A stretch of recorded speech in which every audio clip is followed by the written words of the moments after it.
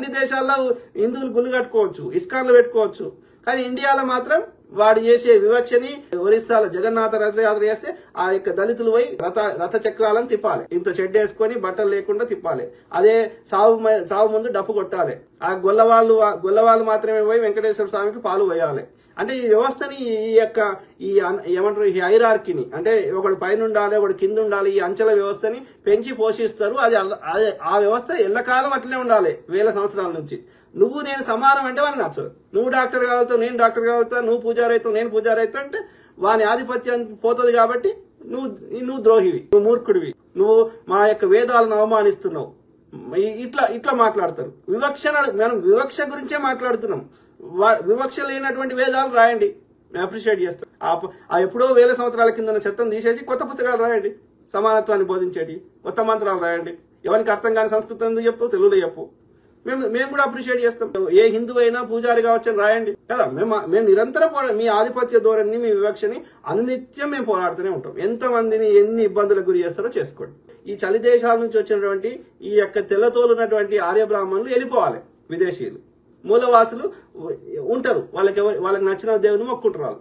ఎవరికి దేవుని మొక్కున్నా నాకు వచ్చే సమస్య లేదు. అర్థమైందా? కాబట్టి ఈ బీజేపీ చెందిన ఆర్య బ్రాహ్మణులు వాళ్ళు వచ్చిన పర్షియా దేశం నుంచి, ఆ కజకిస్తాను, తుర్కమిస్తాను ఆ ప్రాంతాలకు వీళ్ళని తన్ని ధర్మేస్తే మన భారతదేశం ప్రశాంతంగా ఉంటుంది. సర్వసంగ పరిత్యాగి అని చెప్పుకునే జిఆర్ ట్రస్ట్ కింద 100 ఎకరాలు ఎందుకుంటుంది, 100 ఎకరాలు ఎందుకుంటది, 1000 కోట్లు ఎందుకుంటాయో మీరు చెప్పండి. ఇక్కడ ఇదే కేసీఆర్ దరిద్రుడు 100 ఎకరాలు ఇచ్చిండు శంషాబాద్ లో. ఒక్క ఎకరం ఎంత ఉంటది? 50 కోట్లు ఉంటుందా? మీరు ఆలోచించండి. 50 × 100 వేస్తే 5000 కోట్లు అవుతుందా? 5000 కోట్లు కాకుండా తక్కువ 1000 కోట్ల పైనే ఉంటది. ఇప్పుడు వాడు శంషాబాద్ ఏదో కట్టుకున్నాడు కదా, చెప్పండి ఏం అవసరం ఆయనకి? అలా వచ్చే పైసలు మళ్ళీ ఎవరు తీసుకుంటాడు? ఏం అవసరము? నువ్వు సర్వసంగ రమణ మహర్షి ఎక్కడ ఇన్ని 1000 కోట్లు ఎక్కడ ఎవరి దగ్గర వసూలు చేయలేదే? ఎవరైనా జోలో పట్టుకుని హిమాలయ తపస్సు చేసుకున్నారు కానీ ఎవరు 1000 కోట్ల ఇట్లా దోసుకోలేదే? అది అంతా వీళ్ళంతా డబ్బులు వసూలు చేసే ఒక ఇంజన్ తయారైనరు. డబ్బు ఎందుకు పెట్టుకుంటారు వీళ్ళు ఎన్జీఓలు? రాజకీయ నాయకుల యొక్క నల్లధనాన్ని తెల్లధనం చేయడం ఒకటి. రెండోది హిందువుల ఓట్లు ఈ యొక్క బీజేపీకి వేయించే ప్రయత్నం చేయడం. దొంగలు ఊర్లు పంచుకుంటున్నారు. ఓకే, టెంపరీగా 4 రోజులు జైల్లో పెడతారేమో, ఇబ్బంది అవుతుందేమో, కానీ మన పోరాటం ఆగొద్దు. అట్లా నోరు మూసుకున్న వాడు ఇబ్బంది పెడుతుండు అంటే ఇంకా ఇబ్బంది పెడతాడు. ఇంకా అప్పుడు వెనకటి లెక్క మరి వాడు రథాలు గుంజమంటే గుంజాలి, వాళ్ళ యొక్క రోడ్లు ఉడమంటే ఉడవాలి, వాళ్ళ సండాసులు క్లీన్ చేయమంటే చేయాలి, మళ్ళీ వెనకటి లెక్క బతకాలి. అట్లా బతకడానికి సిద్ధంగా ఉంటే నోరు మూసుకోండి. లేదు నాకు సమన్యాయం కావాలి, బాబాసాహెబ్ అంబేద్కర్ గారు చూపెట్టిన మార్గం ఉండాలి, ఈ రాజ్యాంగం ఎత్తేయద్దు, మన వాటా మనకి ఇవ్వాలి అంటే ఎంత ఇబ్బంది పెట్టినా సరే మనం శాంతియుతంగానే, మన హింసాత్మక ధోరణి పోకుండా శాంతియుతంగానే పోరాడదాం.